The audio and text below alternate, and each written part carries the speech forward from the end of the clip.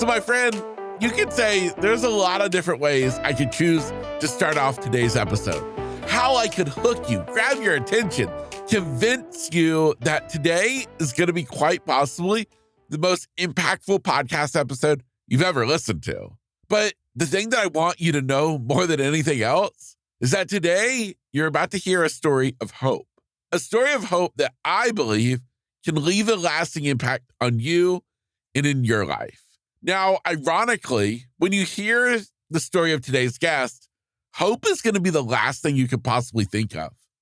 Because today's guest, he sat through a 6-day-long trial. At the end of 6 long days, the jury, they deliberated for 10 short minutes. At the end of 10 minutes, they came back with a verdict. 65 years in prison. 65 years for Damon West in a maximum security prison in the state of Texas. Again, where is hope when you're handed down a sentence like that? That is what makes today so powerful.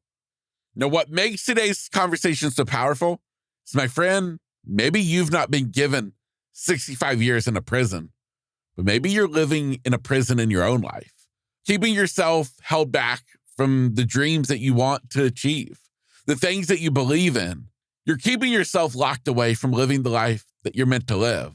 Well, my friend, today, I pray more than anything else that today can be the spark of hope you've been needing. This is an interview with Damon West. And yes, if you caught our last episode, this is the guest I was talking about. A guy who I first learned about on an ordinary morning while listening to the Ed Milet show. Today, Damon West is a man who is one of the most in-demand motivational speakers there is. A guy who's absolutely phenomenal. But more than anything else, he's just a guy. A normal person, just like you or me, who he's been through some stuff. But more than anything else, he's come out the other side. And he's proof that you can make a difference in your life and in the lives of everyone around you. So my friend, if you need some encouragement, if you need to be inspired, motivated, and of course, if you could use a little bit of hope in your life, well, my friend, this is exactly where you were meant to be. My friend, I'm your host, Kevin Lowe, and I welcome you to episode 390 of Grit, Grace, and Inspiration. I got grit, grace, and inspiration on my mind. No matter the storms that rise, I won't be left behind. I'm stepping out in faith, cause I'm perfectly designed. I got grit, grace, and inspiration on my mind. What's going on, and welcome back to Grit, Grace, and Inspiration. Today, I have the absolute pleasure of being in the studio today with none other than a guy named Damon West. Damon, man, what a pleasure to have you here. Welcome to the podcast. Kevin, dude, I'm so excited to be here with you, brother. Your story inspires me. And when you reached out to me about doing your podcast, it was an honor, man. I jumped at it, and I'm ready to do this today, brother. Oh, man. Well, I appreciate you making it clear that I did not have to threaten you or twist your arm or anything. So. No, sir. Just being an inspiring human being is all you had to do. And usually that's enough in life, right? We need inspiration. Everybody needs it. Even the motivators need motivating. And so you do that for me, brother. Oh, man. Well, I appreciate that. Well, David, I'm excited to get to dive into your story. And I think what I want people to understand as we get started here is that as much as we're going to hear about your story, it's really honestly the life lessons that you literally have to share, which is what I think makes you so powerful. And so where I would love to start is honestly by asking you, from somebody who's gone through hell and back, where do you feel like your story really begins? Good question. I think the best place to start my story is somewhere right, we'll say in the middle. And I got a date we'll start with. The date is July 30th, 2008. So 17 years before this recording right here. On July 30th, 2008, I'm sitting around this little rundown apartment in Dallas, Texas, and I'm sitting on this little ratty old couch. And sitting next to me on the couch that day is my meth dealer, this guy named Tex. Because 17 years ago, I'm not the clean-cut, polished-looking guy that everybody knows today. I'm a full-blown meth addict. I'm the head of an organized crime ring that operates throughout the entire city of Dallas. I'm the top criminal in this criminal enterprise, the shot caller, the boss. So I'm on the couch that day with my dope dealer, Tex. And I'm telling Tex, we're passing this pipe back and forth, Tex, you don't want to be here, man. The cops are closing in on me. The end is near. 10 days before this, Kevin, my partner in crime was a guy named Dustin. Dustin knew everything about our criminal enterprise. And Dustin was in the custody of the Dallas Police Department. They picked him up 10 days before. So they've got my partner in crime in custody, which means it's only a matter of time before they're going to have me in custody. Because here's the truth about crime, Kevin. Everybody talks. Everybody talks. And just as I pass the pipe back to Tex, the window on my right blows out and shatters. And then tumbling across my living room floor was a little canister going end over end, and it was smoking on one side. Kevin, I've seen that movie before. I know what that canister's about to do. And I tried to get out of the living room as fast as I could. Too late. Boom. The flashbang grenade blew up in my face. Bright white light, loud noise, blows me back on the couch. And when I came to, when I can see and hear again, there's a cop standing over me in full SWAT riot gear. His boot is on my chest. The barrel of an assault rifle is sticking in my eye socket. And he's screaming at the top of his lungs, don't move, don't move. And man, I looked at this cop and I was like, man, don't worry, right? So the cops, the Dallas SWAT team, they flood into my apartment. And one of them screams out loud, we got him. We got the Uptown Burglar. The Uptown Burglar, Kevin. That's a name I'll live with for the rest of my life.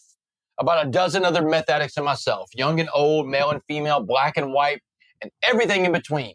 We indiscriminately and without reservation broke into the homes of dozens and dozens of people in the uptown neighborhood of Dallas and beyond to feed our insatiable meth habits. But on July 30th, 2008, the Uptown Burglary crime spree comes to an end because they've got their man.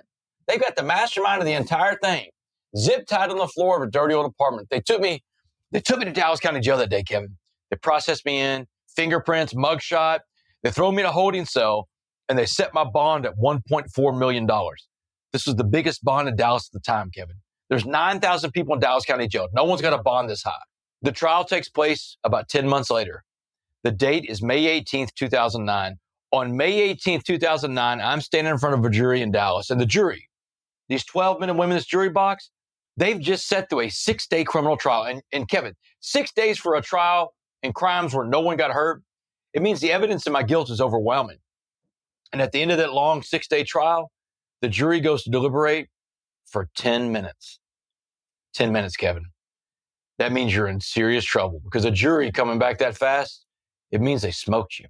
And the crime that I'm standing trial for this whole 6 days, it wasn't a burglary case anymore.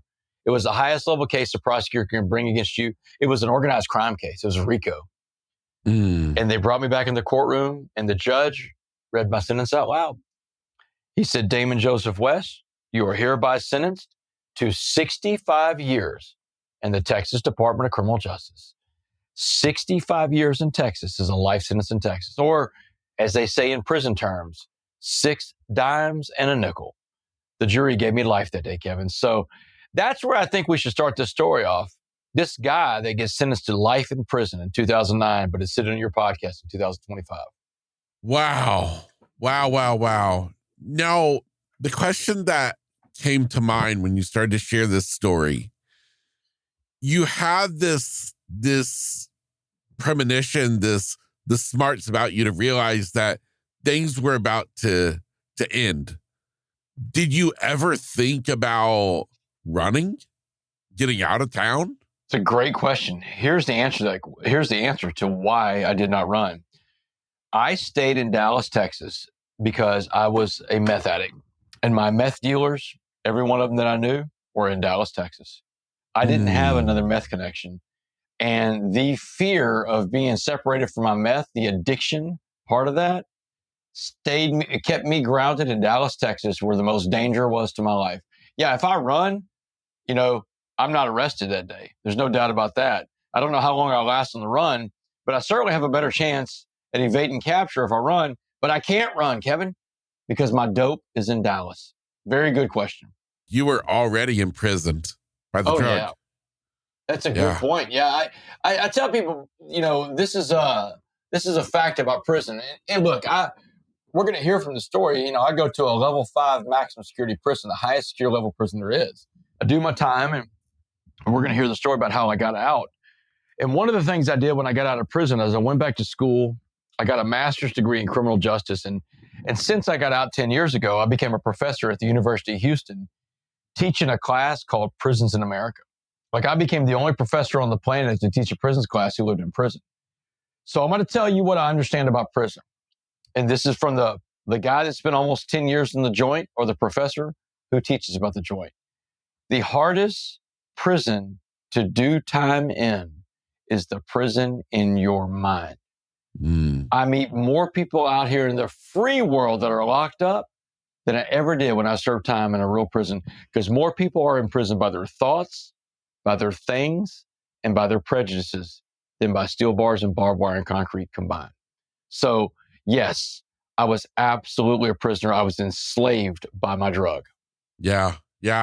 I mean, such a valid point in this realization of what prison can mean in its many different forms and definitions and circumstances and situations. Yeah, very, very powerful. Now, before we proceed, I would love to understand, how did you even get to that point, to be in that apartment that day, to even be hooked on meth in the first place? Because we tend to think of somebody in that situation, well, then you've probably always been into drugs, or you've always been on the wrong path in life. But I know for you, that wasn't the case. Yeah, I got into substance abuse at a young age. I was 10 when I had my first beer. I snuck in the fridge and stole my dad's beer out of the fridge. I remember watching my dad and his buddies drink beer, and I thought to myself, you know what, I'm gonna get a beer one day. When I was drinking at a young age, and then I tried marijuana when I was 12, I was dipping my toe into the waters of addiction. I didn't know it back then. And, nothing serious had happened in my life. No adversity has ever hit me until I was 20 years old. And I had a really good high school football career in the state of Texas. And as you know, you're in Florida, Texas and Florida, high school football is a really big deal. So I was a real big star quarterback in Texas. So good that I got a scholarship to play football at the University of North Texas, Division I college football. And by the time I was 20, I was a starting quarterback on a Division I team. But on September 21st, 1996, again, when we were playing Texas A&M, I separated my shoulder in the third play of the game. And it was the last game I would ever play in college. The injury was the last game I ever played in college. And I was at a giant fork in the road in life when football was gone, because more than just football was gone that day. I lost my identity, Kevin. Everything in my life identified around being a college quarterback or being the star athlete. And once that was gone, I spun out and I got into hardcore drugs at that point. I got into cocaine. I got into ecstasy. I started popping pills. But I was a pretty functional addict, Kevin. I graduate college in 1999. I move off to Washington, D.C. I have some of the best jobs you can have. I worked in the United States Congress. I worked for a guy running for president of the United States. And in 2004, I moved back to Dallas to be a stockbroker for one of the biggest Wall Street banks in the world, UBS, United Bank of Switzerland. And it was at that job as a stockbroker at UBS in 2004 that my life and the lives of so many other innocent people would forever be changed. Let me take you back that day in 2004. I was passed out asleep at work. This other stockbroker comes in. He sees me sleeping. He wakes me up. He's visibly shaking. He's like, Damon, wake up, man. He said, you can't sleep on this job. The markets are open. You're messing with people's money. They'll fire you if they catch you sleeping here. He said, come on down to the parking garage. I've got something that'll pick you up. So I follow this guy in the parking garage that day. We get into his nice little sports car. He hands me this glass pipe with these crystal rocks in it. Now, I'd never seen a glass pipe before. I'm like, man, what is that? He said, Damon, just relax. It's crystal meth. He said, you're going to love this stuff. Kevin, truer words never been spoken, because I fell in love with crystal meth that day. Meth is the most evil, most destructive, most addictive drug ever created by man. It's made in a lab, made to get you hooked. I smoked it one time, instantly hooked just like that. And I started giving everything away for that drug. I gave up my job, my home, my car, my savings account, my family, my tethering to God. In 18 months, I go from working on Wall Street to living on the streets of Dallas. And that's when I became a criminal at that point, when I was homeless. Started breaking into cars, breaking into storage units, and eventually I started breaking into people's houses. And these burglaries, these are very serious crimes, Kevin, because I didn't just steal people's property when they're broken their homes. I stole their sense of security. That's something I can't give back to them. And my victims live with that for the rest of their lives. But after 3 years of committing property crimes against the people of Dallas, Texas, the Dallas SWAT team on July 30th, 2008, put an end to the Uptown burglaries. The day that they arrested me, or as I tell people all the time, I look back, Kevin, at July 30th, 2008. That's not just the day I was arrested. That was the day I was rescued. I got pulled out of a situation in life I couldn't get myself out of. The Dallas SWAT team saved my life that day, Kevin. Wow, what a powerful perspective. During this time, and this kind of leads into the next question I want to ask you, your family, your parents, their son, I mean, you just told us Division I quarterback, you get this injury, you continue though on with life, you get involved with crystal meth and everything starts to spiral down. What is the impact on them during this time? Oh man, yeah, they're devastated. Like they know something's wrong with me.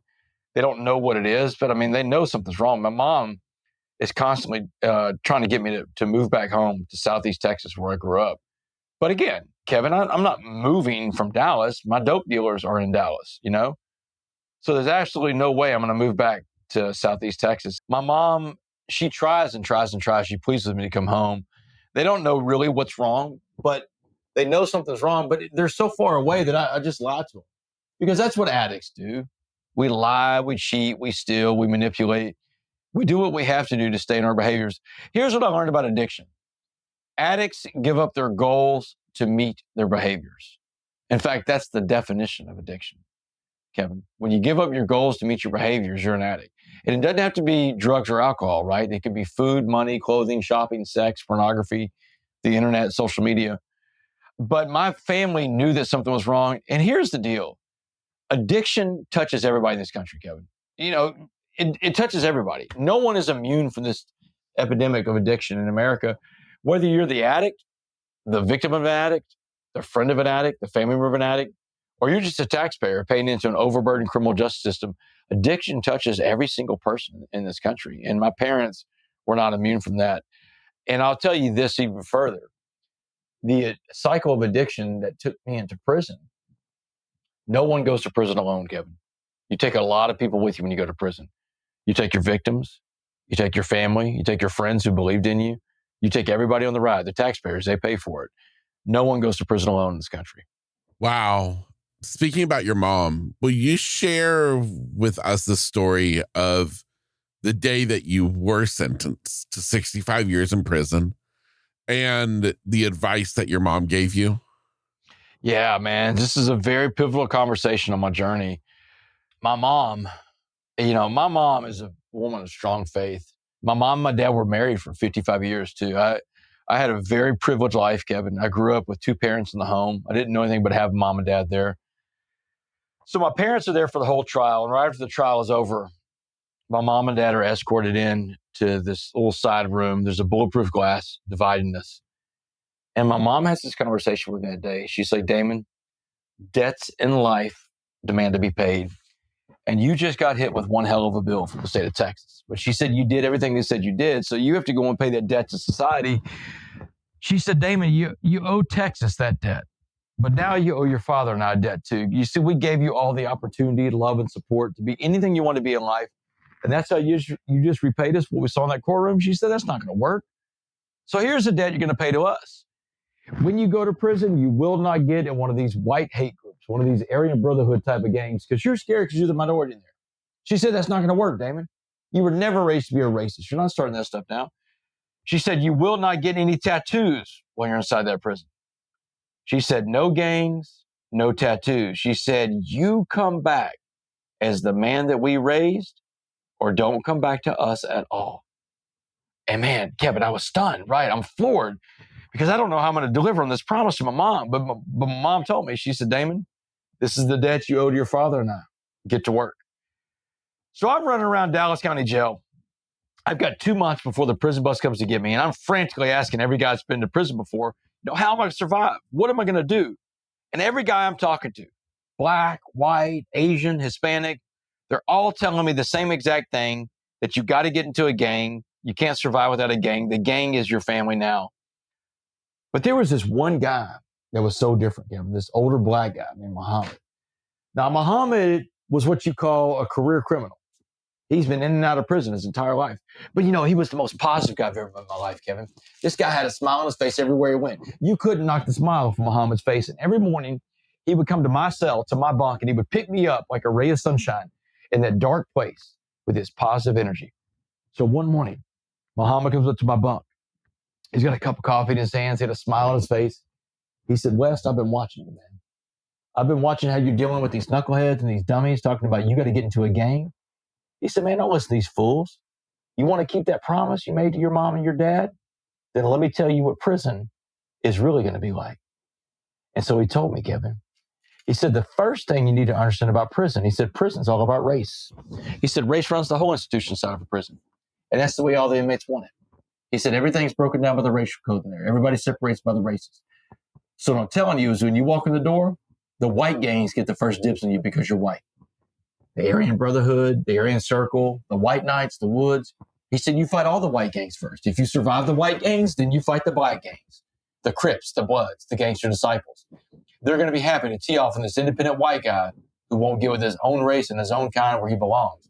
He said, but if you survive all that, and you can survive all that, you will earn the right to walk alone. He said the strongest man in prison always walks alone. He told me the truth about fighting. He said, you don't have to win all your fights, but you do have to fight all your fights. Some days you win, some days you lose. He said it's okay when you lose as long as you get back up and you keep fighting. He's telling me, get back up. But when he's telling me this back 2009, Kevin, I'm looking back at this guy like a deer in headlights, man. All this violence and terror I'm about to walk into. That's when he's like, West.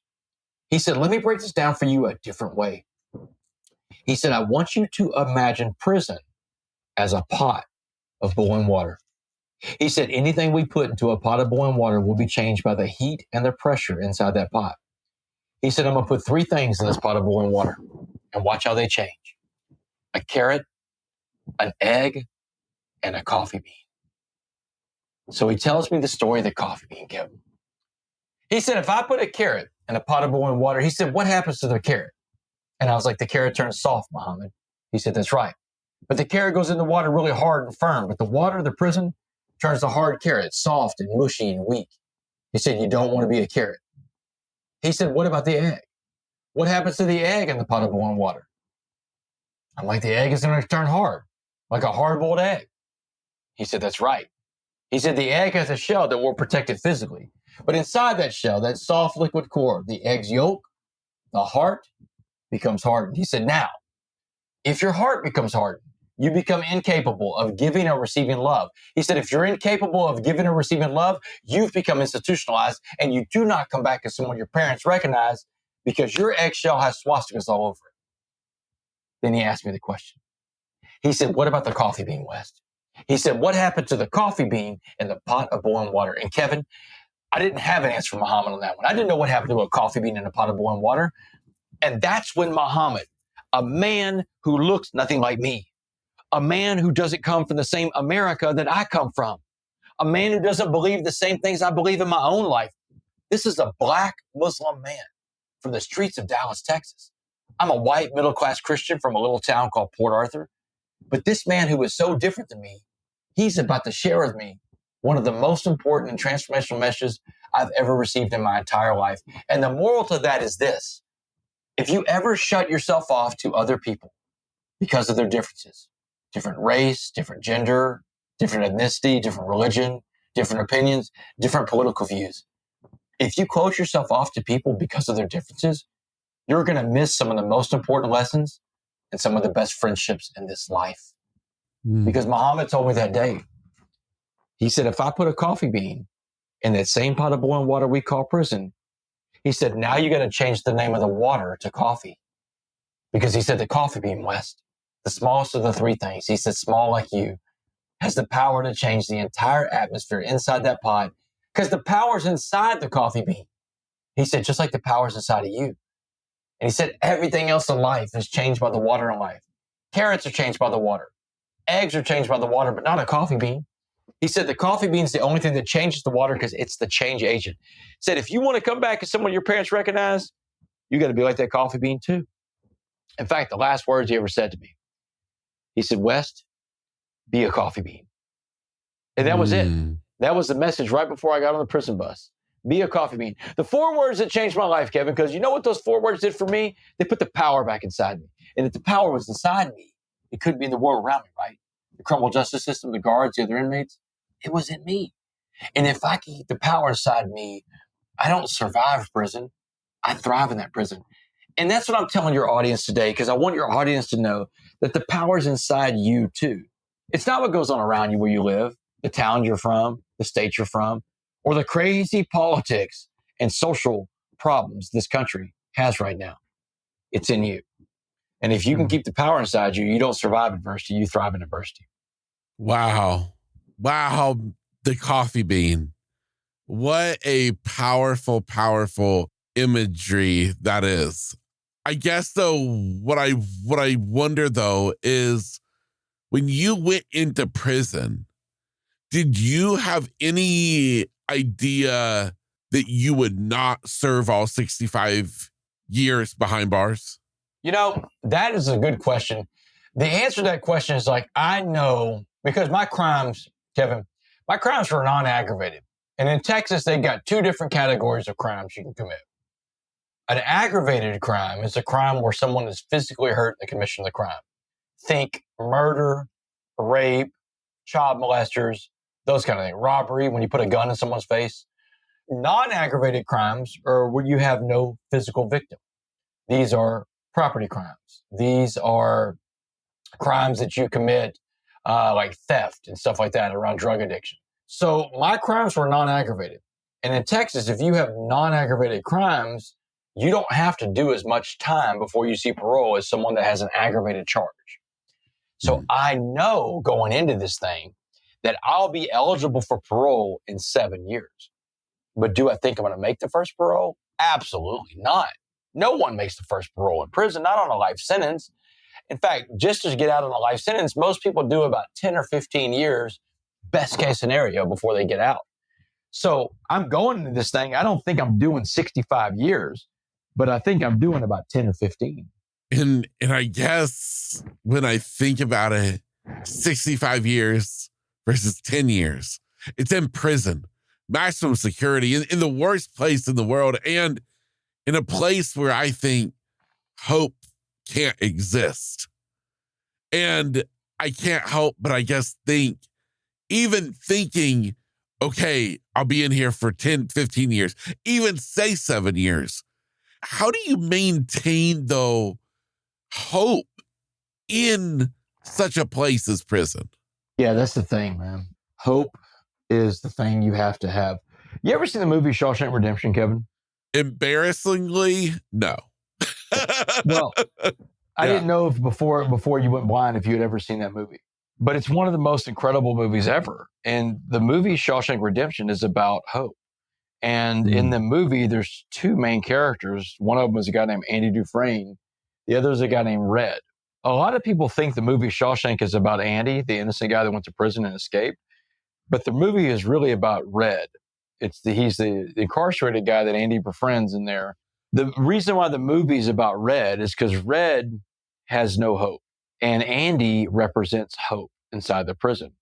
In fact, so much so that the last scene of the movie, when Red and Andy unite outside the prison walls, because Andy has escaped, and Red has finally made parole after 40 years. He did 40 years in prison before he walked out. Red's final sentences, he has the final line of the whole movie. And that last scene of the movie, they're on this beach in Mexico, Zihuatanejo, Mexico. And Red's dialogue at the end is the culmination of the whole movie. He says this. He says, I hope I make it across the border. He's going into Mexico, right? I hope I make it across the border. I hope I see my friend again so I can shake his hand. I hope the Pacific is as blue as it was in my dreams. I hope. Every single sentence starts off with the words, I hope. In fact, the last 2 words of the movie were one sentence says, I hope. Prison was the hardest thing I've ever been through because it's the most hopeless world I've ever walked into. And that's why prisons are so dangerous in America, Kevin. Because when you have a void of hope, negativity, evil, and darkness fills the void. And you don't have to live in a physical prison to be in a world with no hope, do you, right? Because there's a lot of ways to not have hope in this world. But hope is the thing that we must have, because hope gives us the belief that there are going to be better times. One of the things that I found that would bring me hope inside prison, and I still use to this day, remind myself of the times when I succeeded in life. When you're having a tough day and you're struggling, Kevin, do you ever sit back and think about the times you won and focus on those wins? I mean, that's really kind of a tool that I found even in prison and even out here, that I could get past the moment where I see myself in this bad situation. And I just remind myself, Damon, you've won before. You've done this before. You've been able to accomplish big things, and you'll be able to get through this thing too. In every situation of adversity, there's an opportunity in the adversity. I tell people that all the time, Kevin. It's important to understand that opportunity is in the adversity. And on the other side of the adversity is the best version of us. But the trick is this, the catch is this. You have to go through that adversity. You have to go through that difficult thing in front of you to meet and shake the hand of the man or woman you're always destined to be. Yeah. Wow. In prison, though, while you're there, you're in a world of adversity. You're in a world of no hope. You've been given this powerful message by your mom. You've been given this amazing life lesson by Muhammad. But was there a moment in time when you're laying there in the bunk at night thinking, I can't do this? Oh, yeah. Yeah, man, of course. I mean, look, I live in a dungeon. I live in a cage. So, I mean, you're living in a dungeon and it's a very drab place and there's all this misery around you, right? So, yeah, do I ever think I can't do it? Yeah.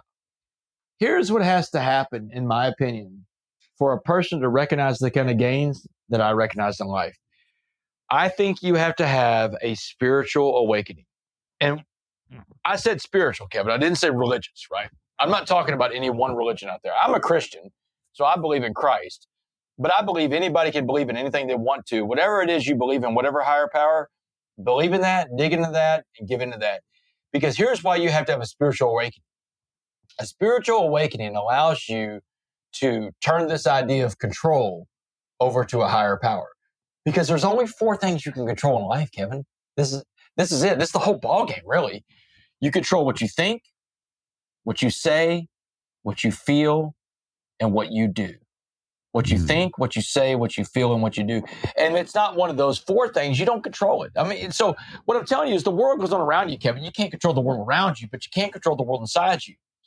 Unless you allow another person, another group, a political party, a politician to get inside your head.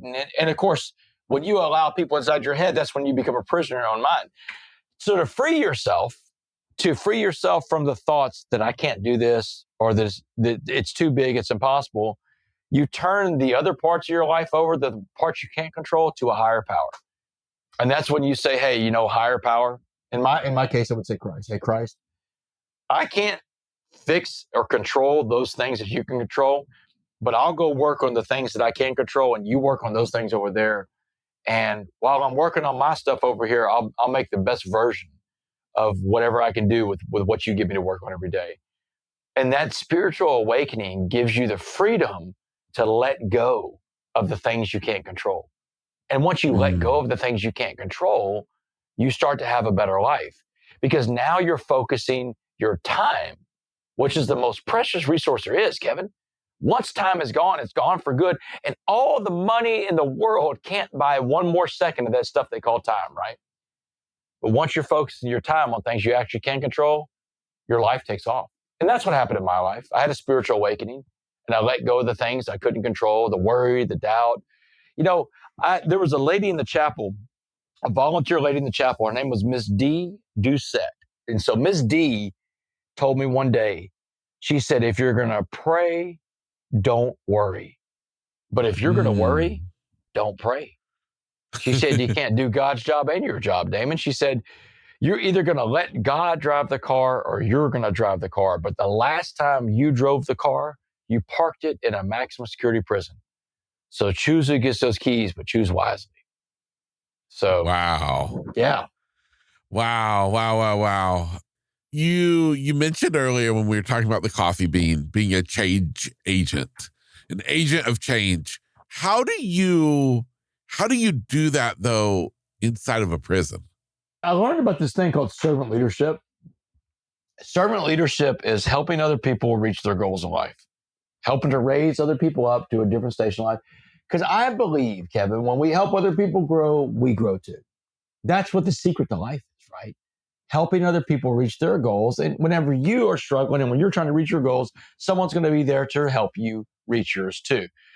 Whenever I learned about servant leadership, I asked myself, Damon, how do you serve these guys around you? How do you serve men you're doing time with in prison? And the answer came to me.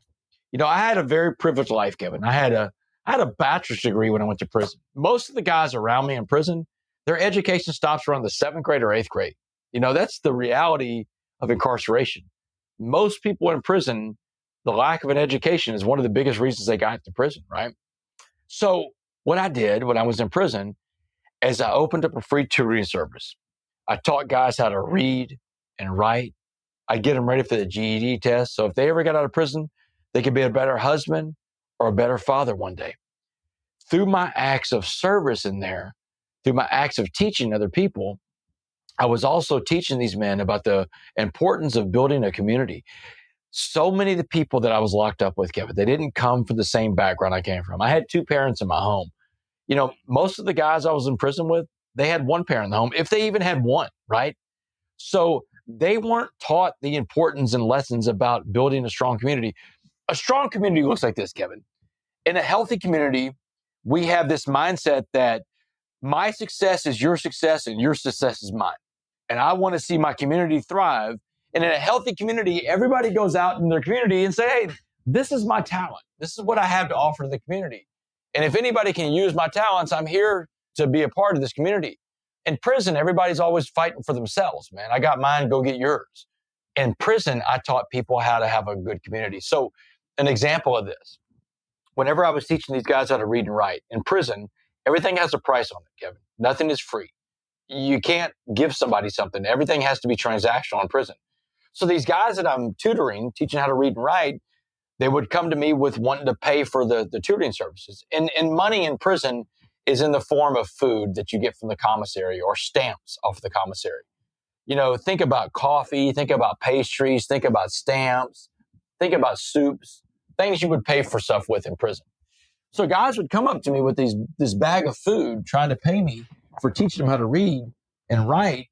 And I'd tell them, you can't pay me for this. This is my service to you. So instead of paying me, pay it forward. Find someone else that needs something in life. And when you find that person, remember this favor I did for you, do them a favor too.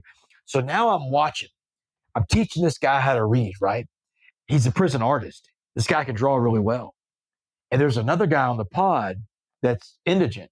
Indigent meaning he's poor. He doesn't have any money. He doesn't have any access to funds to go to the commissary. He has no one in the free world that'll help him with his life inside of prison.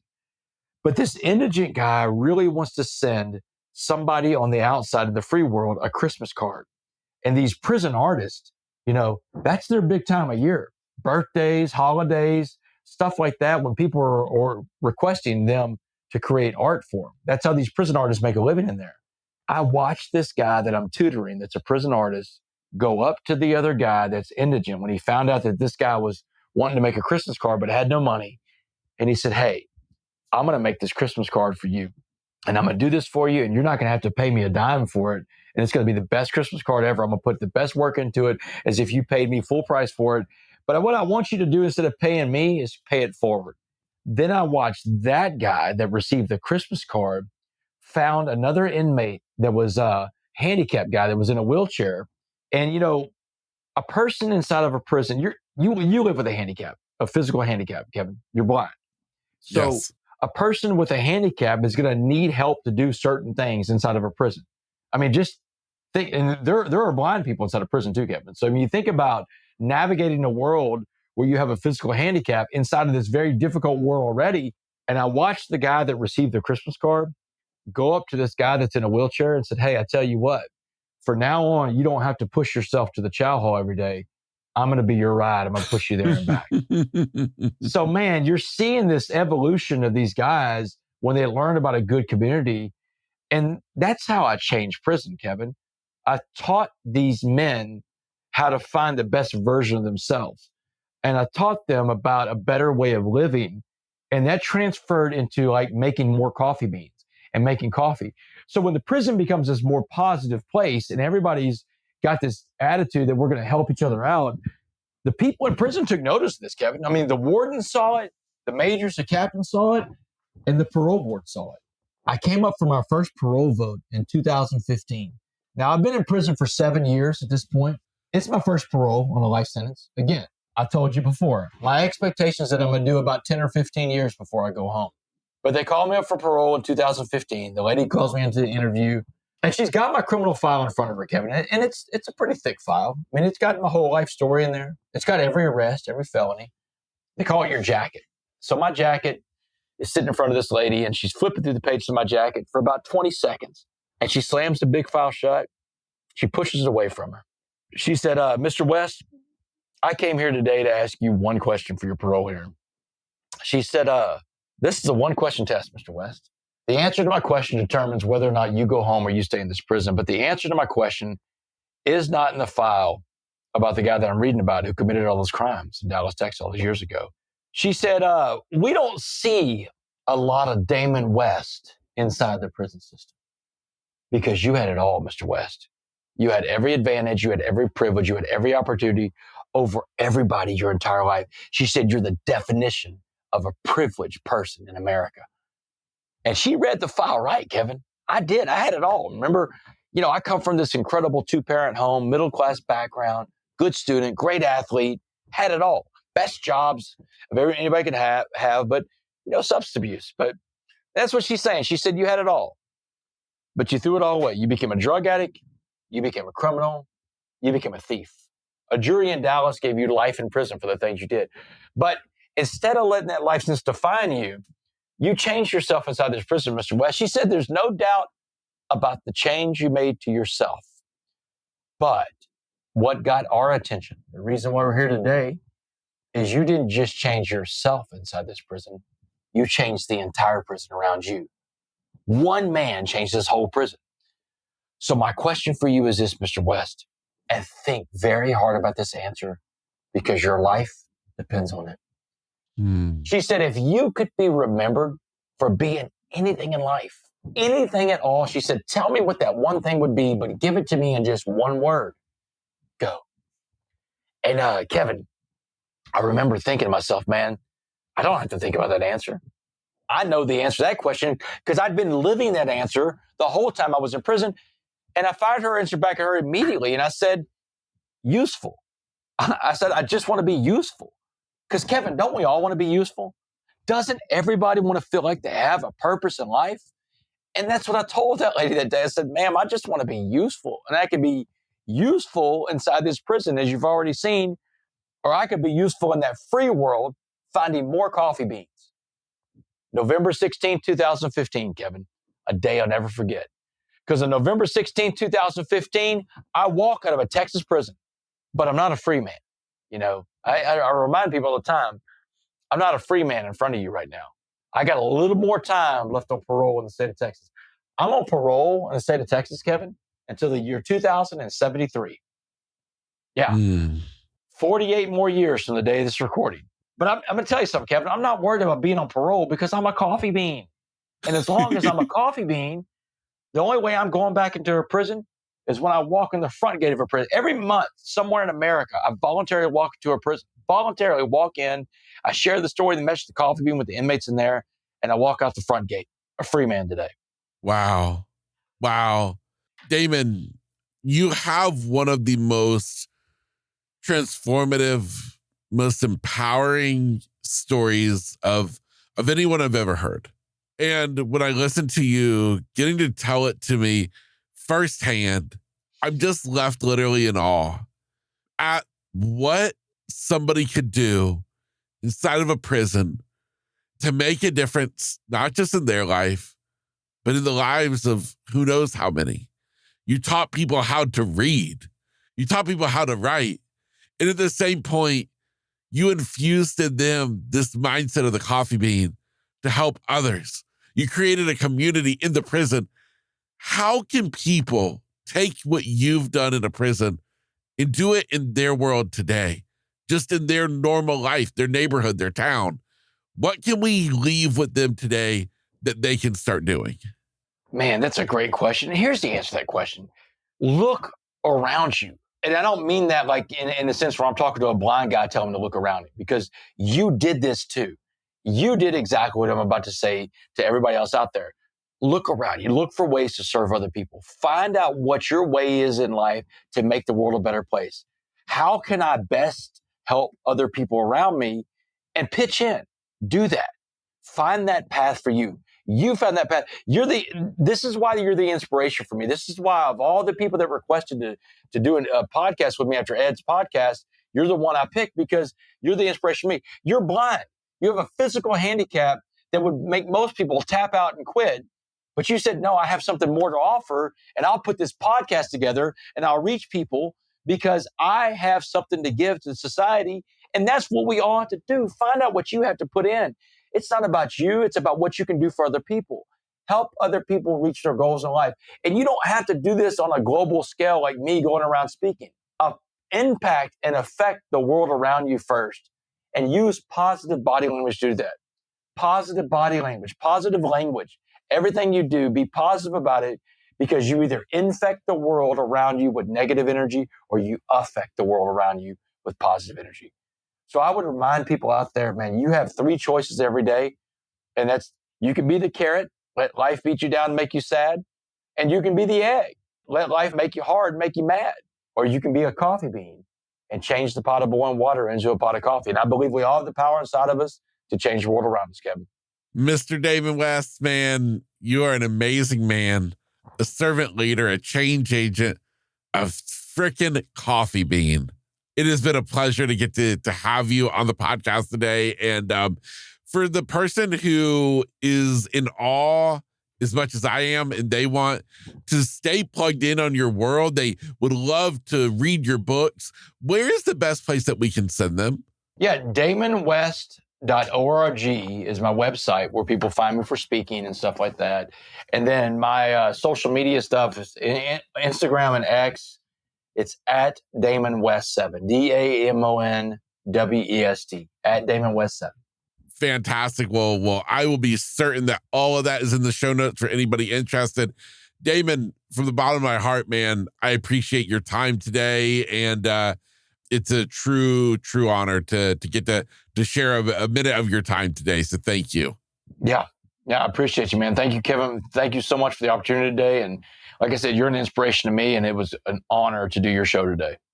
Oh, thank you. For you, my friend listening today, I hope you're in awe as much as I am. And more than anything, I hope today you don't just leave feeling inspired or entertained, but I hope you leave feeling empowered that, you know what? If he can do it, then why can't I? So take that motivation, that inspiration, and turn it into empowerment to make a difference in your life and the life of someone else. I'm your host, Kevin Lowe, and this is Grit, Grace, and Inspiration. Get out there and enjoy this beautiful day.